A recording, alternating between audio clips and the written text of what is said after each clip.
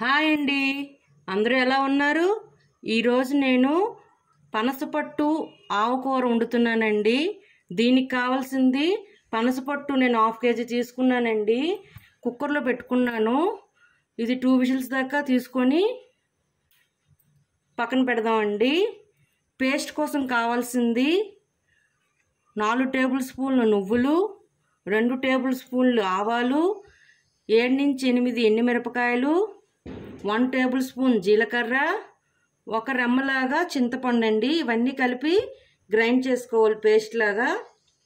ఇవి పోపు దినుసులండి.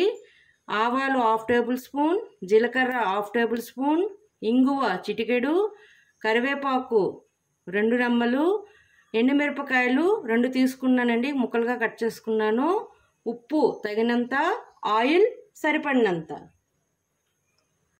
ఇది ఉడికించి పక్కన పెట్టుకున్నానండి. పనసపొట్టు 2 విజిల్స్ తీసుకున్నాను. ఇప్పుడు ఇది పక్కన పెట్టుకున్నానండి. ఇందాక చెప్పాను కదండి, ఆవాలు, నువ్వులు, ఎండుమిరపకాయలు పేస్ట్ చెప్పాను కదండి, ఇది ఆ పేస్ట్ అండి. ఇది కూడా ఇప్పుడు పక్కన పెట్టుకుంటున్నానండి. ఇప్పుడు పొయ్యి మీద కుక్కర్ పెట్టుకున్నాను. దీనిలో 2 టేబుల్ స్పూన్ దాకా ఆయిల్ వేసుకున్నానండి. ఇప్పుడు దీంట్లో పోపు దినుసులు కూడా వేసేస్తున్నాను. ఆవాలు, జీలకర్ర, ఎండుమిరపకాయలు, కరివేపాకు, ఇంగువ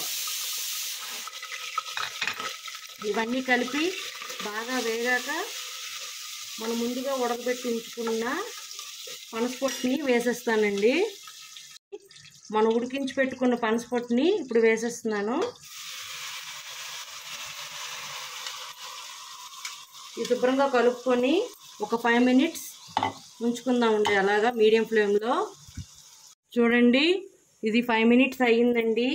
ఇప్పుడు మనం గ్రైండ్ చేసి పెట్టుకున్న పేస్ట్ని కూడా వేసేస్తానండి. దీంట్లో ఆల్రెడీ మనం ఉప్పు వేసామండి పనస ముక్కలు ఉడికించేటప్పుడు. ఈ పేస్ట్ ఆడించినప్పుడు కూడా నేను కొంచెం ఉప్పు వేసి ఆడించానండి.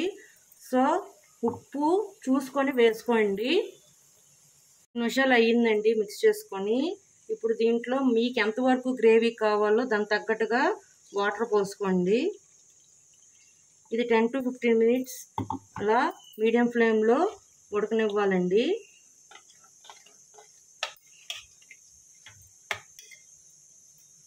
చూడండి, ఇది బాగా ఉడికిపోయిందండి.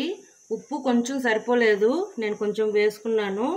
ఇప్పుడు గ్యాస్ ఆఫ్ చేసుకొని సర్వింగ్ బౌల్లో తీసుకుందాం. లాడే పనసకాయ ఆవపెట్టిన కూర రెడీ అండి. ఇది అన్నంలో, చపాతీలు కూడా చాలా బాగుంటుందండి. మీకు నచ్చినట్లయితే like, share and subscribe it. Bye.